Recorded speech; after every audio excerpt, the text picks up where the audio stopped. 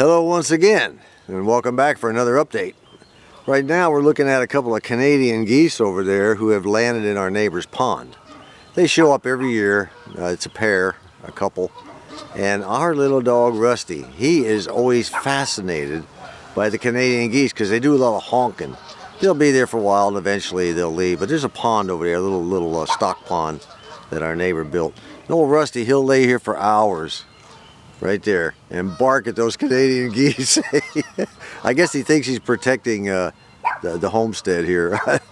He loves those Canadian geese. For those of you who watch my videos, in particular the Mish-Mash videos, you know that for the last couple of years, Buzz 1151, one of our good subscribers, and radio restoration expert, I might say, he does an outstanding job. But he and I have been having a potato growing contest. And for the last 2 years, he has soundly defeated me. Yes, he has. Yes, he has. And the reason he beat me was because I let him. I let him win. Kind of unfair, but you know, what can I say? Anyway, it's time now to remove the potato growing crown from his head. He gets on there and counts his potatoes. I don't know, he got something like 60, 70 pounds of potatoes every year. All right, okay, but that was good. I was glad. I was happy for him. I let him have his day. But guess what? This is the year of Buzz's Waterloo. His Waterloo. And these are the tools that are going to make it happen. This is the time for Buzz. At the end of this particular harvest, by the way, that will be the time when Buzz will suffer potato pain. The next part begins at the shop door in our garage. And I paid a little trip to Lowe's today. The wife said it's okay for me to get off the wallet now. I can spend more money. Christmas is over. Everything's taken care of. And she said, you can go get what you need. All right, all right. I didn't waste any time before she changes her mind, you know. I got some 2x4s and a couple of 1x6s over there. And I've got my oriented strand board. Unfortunately, I've got to go with 7/16. They just don't have any 3/8 around here, so that I got to do what I got to do. That's it. And the walls will be a lot thicker. And, of course, it's a lot heavier handling this stuff. But we'll get it up. Then I've got some insulation I'm going to be putting up today. So that's what's going to happen. I'm putting this one in place. What's happened is the 4x8 sheet is not as tall as the wall, as you can see. So I'm going to put down, I have a 1x6, I'm going to cut it off but 1 inch. It'll be a 1x5, I'm going to set the OSB on top of it, and it'll give me a nice little baseboard, and it'll be nice and even with the top.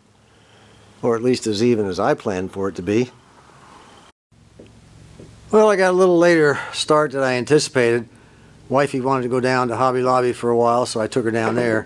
Then I came back, and as you can see, it's beginning to get dark. However, I still managed to get the sheathing on the outside of the shop. I haven't done the insulation yet. It's still sitting right here. We'll do that tomorrow morning. And we can take a look at it from inside. It doesn't look too bad. You know, like I said, I'm no carpenter, guys, so if you're looking for perfection, you're not going to find it here, not when it comes to hammers and nails. But that's pretty good so far, I think. We'll go ahead and stuff these walls with it. Staple up the insulation where it's needed. Keep it from sagging down, you know, that sort of thing. Because I'm not sure how long it's going to be before I get, you know, sheathing for the inside. I'd like to get some thinner stuff. Well, it's the next day. I got myself a good night's rest. And today I am bright-eyed and bushy-tailed, as they say. And we're going to go ahead and put up the... all the insulation. I hope I'll have enough to do except everything except above the door, and I'll probably have that left over when I do the ceiling, and then I'll go ahead and close that in.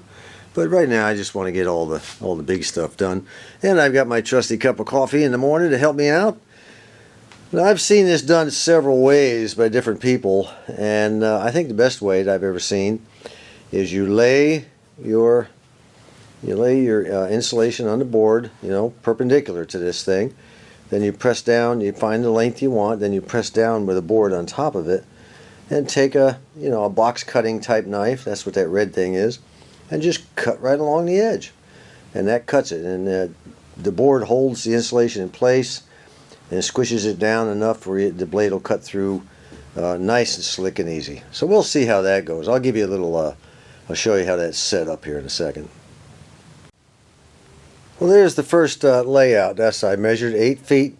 There's supposed to be 32 feet in each one of these rolls of insulation, so I should get 4 cuts, or 4 pieces out of each roll.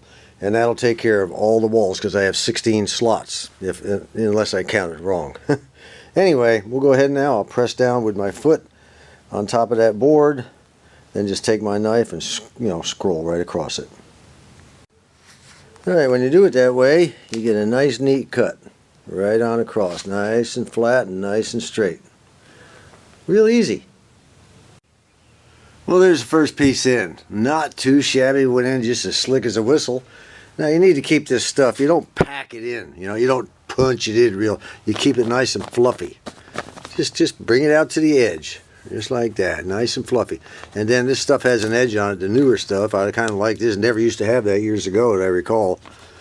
And what we're going to do is we're going to bring this over. Once we get the second one in, we're going to lap it over, and then staple it right there.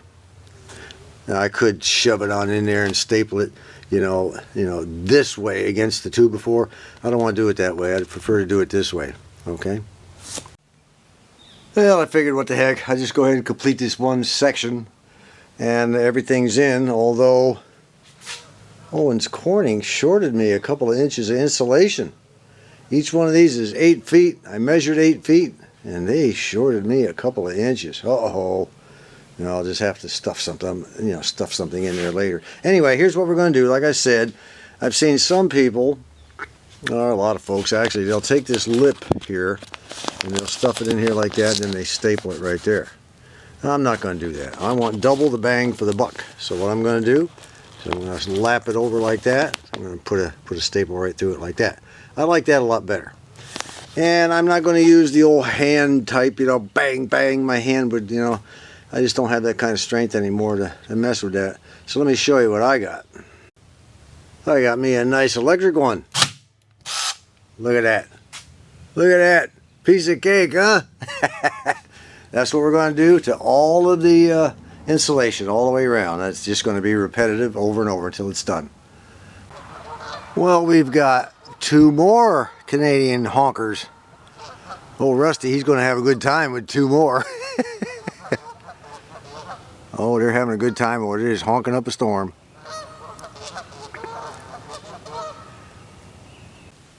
Well, that's it for one day in the old shop. I got all the insulation in. It's all stapled up, doing good. Some of you might say, well, that's R13. It's not all that good of a insulator for cold weather. Well, that's probably true, but the thing is, see, this building is already insulated. See all that white stuff? It's I don't know what the R factor is, but it's already insulated top and bottom, all the way around, everywhere. So I'm just sort of giving it a double coating. The plan is to put a reverse cycled air conditioner somewhere here in the middle of the wall and have it blow this way. It'll be warm and it'll put out heat in the winter, and cool in the summer. That's what I want. Alright, the potato patch. The rails for the potato patch have been moved, and that ground cover's been put underneath. And all this week, before I go to work, I'll be putting dirt in there and piling it up. I'll show you where we're going to get it from. It's going to come from this box here at the hoop house. The hoop house just never seemed to get off the ground the way I wanted it to, but that's okay. It will. Give me time. I've got a lot of things to do, and it's only me doing it. But we're going to go ahead and eliminate this box right here, which will cut off the hoop house right here. Give me more room, okay? And over here, we're going to take this box out of here also. Boy, I can't come out here and film without some moron with loud mufflers. This box here, the dirt from this box here is also going to go into the potato patch. So that'll cut off the hoop house here. So we're going to shorten the hoop house up and hopefully get it done. I never did finish putting the larger hoops, the smaller hoops inside the larger hoops, but we'll get that done this year. Well, here they are, Buzz. This is it. This is what will spell your doom this year. And once we get the dirt in, we're going to go ahead and plant these puppies. That's 10 pounds of potatoes. 10 pounds, doesn't matter what size, 2 5-pound bags. And these potatoes, young fella, are going to spell your